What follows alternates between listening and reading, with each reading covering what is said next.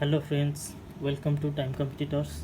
तो आज इस वीडियो में हम बात करेंगे details analysis of OICL exam, that is oriental insurance company limited, which is a government of India body. Okay, so इसका एग्ज़ाम आज था।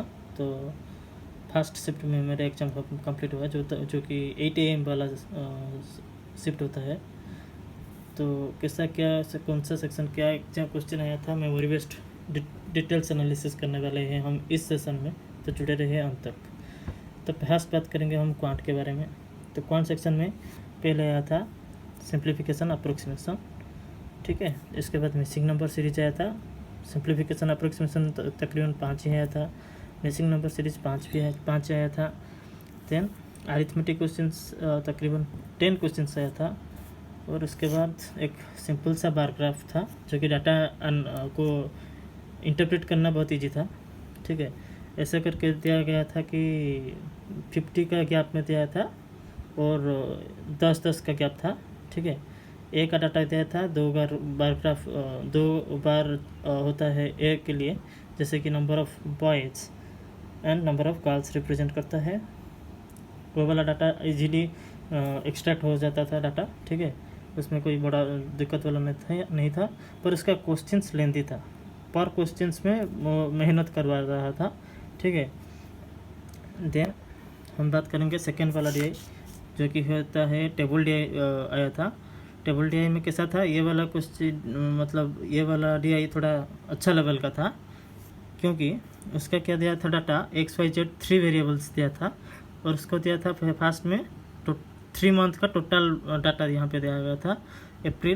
मार्च, अप्रैल एंड जून करके दिया था। और उसमें मार्च का डाटा डायरेक्ट दे दिया गया था। और यहाँ पे दिया गया था कि अप्रैल मंथ का डाटा जून मंथ से कितना कम है, हाउ मच लेस वाला वैल्यू दिया गया था।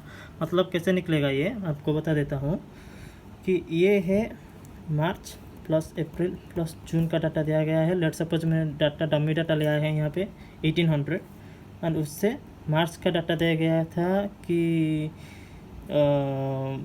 450 let suppose, and April month का डाटा कितना कम है जून से, ये वाला डाटा दिया गया था। मतलब जून माइनस अप्रैल, जून ही ग्रेटर देन था, ठीक है। लेट सपोज डमी डाटा के लिए मैंने लिया है ये डाटा 380। तो मार्च का डाटा है 450, तो 800 माइनस 450 हमें मिल जाएगा जून प्लस अप्रैल, दैट इज़ 1350। मैंने नीचे भी कैलकुलेशंस किया है, जून प्लस अप्रैल 1350, जून माइनस अप्रैल 380। तो 2 इंटू जून का वैल्यू आ जाएगा, तो जून का वैल्यू एक्स्ट्रा हो गया, अप्रैल का वैल्यू एक्स्ट्रा हो गया। इस प्रकार से एक्स का निकल गया, वाई का निकालना था, जेड का निकालना था, ठीक है। और उसका क्वेश्चन भी लेंदी था, ऐसा नहीं कि हलवा इजी 1 लाइनर्स क्वेश्चन था, ऐसा भी नहीं था। वो अच्छा लेवल का था, मतलब ओवरऑल क्वांट का सेक्शन ना अच्छा लेवल का था, अच्छा क्वेश्चन था, ठीक है। तो अब बात करेंगे हम नेक्स्ट सेक्शन नेक्स्ट DI के बारे में। नेक्स्ट DI था कैसलेट DI था, वो एक बढ़िया सा DI दिया गया था। ऐसे 3 वेरिएबल्स का था, और यहाँ पे 2 पार्टीशन दिया गया था, फलाना ढिमकाना, ठीक है, और टोटल। और जो फलाना ढिमकाना का जो ए का निकलना है, ये वाला का रेशियो दिया गया था, शायद मुझे ठीक से डाटा अभी तक याद नहीं है, पर ऐसा ही हो रहा था, फॉर्मेट ऐसा हो रहा था, बन रहा था, ठीक है। और ये दोनों का टोटल दिया गया था, ये दोनों का रेशियो दिया गया था, ये दोनों का टोटल 190 एग्जैक्ट डाटा है, ये 190 दिया गया था, ये दोनों मिला के ऐसा डाटा निकलना था। ये वाला कैसलेट DI थोड़ा सा ट्रिकी टाइप का था। सबसे अच्छा वाला DI था मेरे हिसाब से ये वाला, थोड़ा सा टाइम टेकिंग, मतलब डाटा एक्सट्रैक्ट करने में टाइम जाता था, और कुछ पर क्वेश्चन भी वो इतना इजी नहीं था, ठीक है।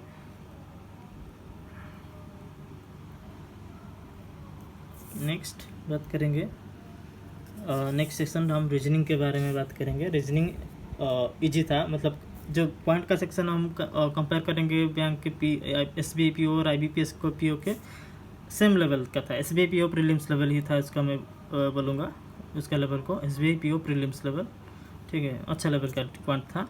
और अब बात करेंगे रीजनिंग का। रीजनिंग कंपैरेटिवली इजी था, PO लेवल से इजी था, ठीक है।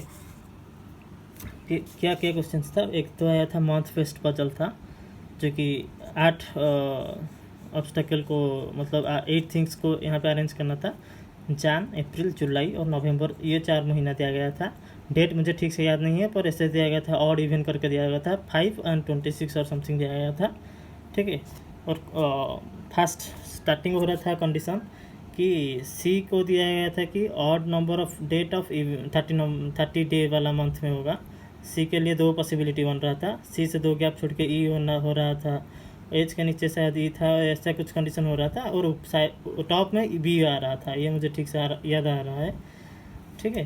तो आप लोग देखना क्या था, ये ठीक ठाक बन जा रहा था। और सेकेंड वाला पजल था एक करके स्टैक बेस्ड डी, मतलब सिंपली अरेंज करना। आपको डॉट मेथड पता होगा, तो डॉट मेथड ही सिंपली अरेंज करना होता है, किसके बाद क्या होगा, मतलब ABCD और समथिंग जो भी है, मुझे ठीक से डाटा याद नहीं है किसके बाद क्या है, ठीक है। ऐसे ही बन रहा था, सिंपली एक उस स्टैक में ही हो रहा था, ठीक है पजल। ये वाला भी इजी था। और 8 ऑब्स्टेकल को मतलब ऑब्जेक्ट्स को अरेंज करना है, ठीक है।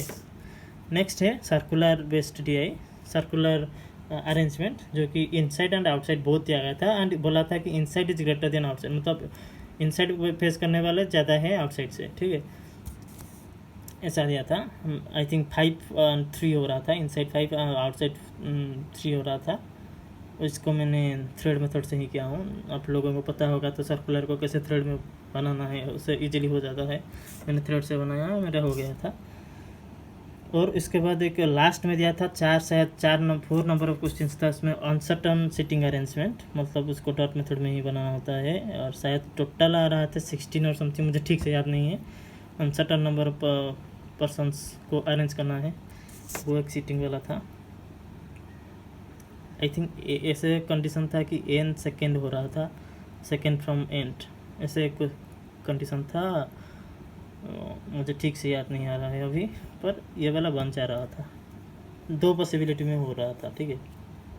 अगर सिंगल में भी नहीं बना सकते तो 2 पॉसिबिलिटी लेके बनाओगे भी सॉल्व हो रहा था टाइमली।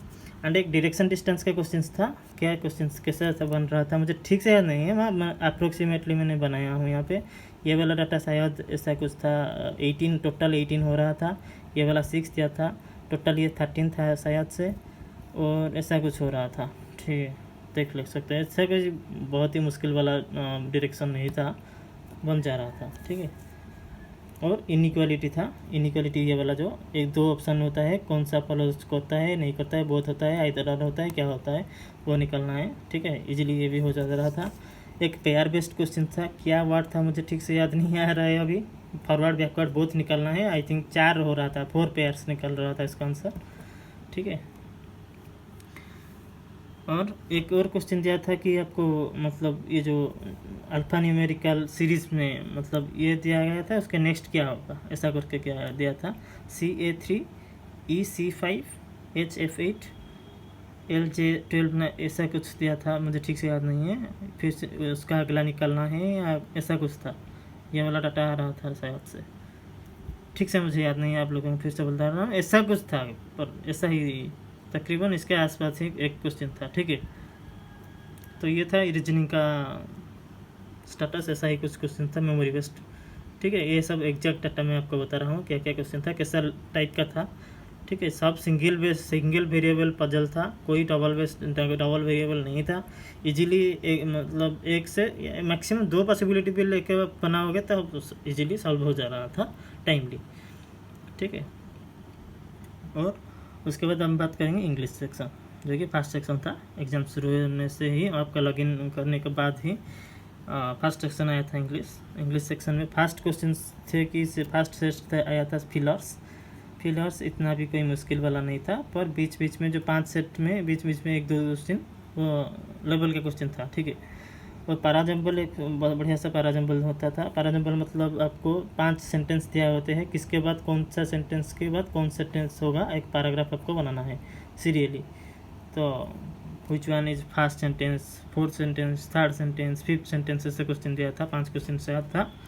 और आरसी में एक शायद निकोटाइन और समथिंग करके था, उसका क्या टॉपिक था एग्जैक्टली मुझे याद नहीं आ रहा है अभी, पर मैंने इसका सब किया हूँ, पूरा डिटेल से पढ़ के किया हूँ।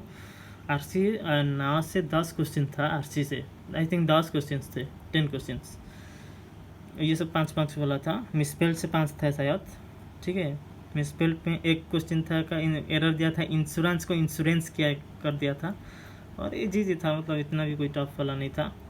और एरर ये वाला टाइम था, टाइम टेकिंग एरर। आपको बोला था कि कौन सा करेक्ट सेंटेंस है, मतलब 5 सेंटेंस दिया गया था आपको, इससे एक सेंटेंस को कौन सा करेक्ट है उसको निकालना है। मतलब चारों एरर होगा, चारों में से एक करेक्ट होगा, उसको निकालना है, या फिर ऑल आर करेक्ट और ऑल आर एरर, ऐसा करके ऑप्शन दिया था, ठीक है। देख लेना आप। टोटल एक्सपीरियंस मतलब एग्जाम ये था, मेमोरी बेस टोटल मैं आप लोगों के सामने रख दिया हूँ। ये था टोटल, ये आप लोग स्क्रीनशॉट लेना चाहते हैं ले सकते हैं यहाँ से। और आपको अच्छा लगा है ये सेक्शन तो लाइक कीजिए, शेयर कीजिए आप लोगों दोस्तों लोगों के साथ। और मैं एग्ज़ाम भरा था आईटी स्ट्रीम से, ठीक है। आई थिंक प्रीलिम्स सबका ही सेम आया होगा, प्रीलिम्स लेवल स्पेशलिस्ट और जनरलिस्ट सबका सेम ही आया होगा, सब ब्रांच का, सब स्ट्रीम वालों का, ठीक है। तो इसको शेयर कीजिए ज़्यादा से ज़्यादा, जितना भी ग्रुप में आप लोग हैं, जिन लोग ज़रूरत लोगों के, जो लोग प्रिपरेशन कर रहे हैं, एटलीस्ट प्रीलिम्स के लिए बहुत ही परेशान होते हैं, उन लोगों के साथ शेयर कीजिए। Thank you.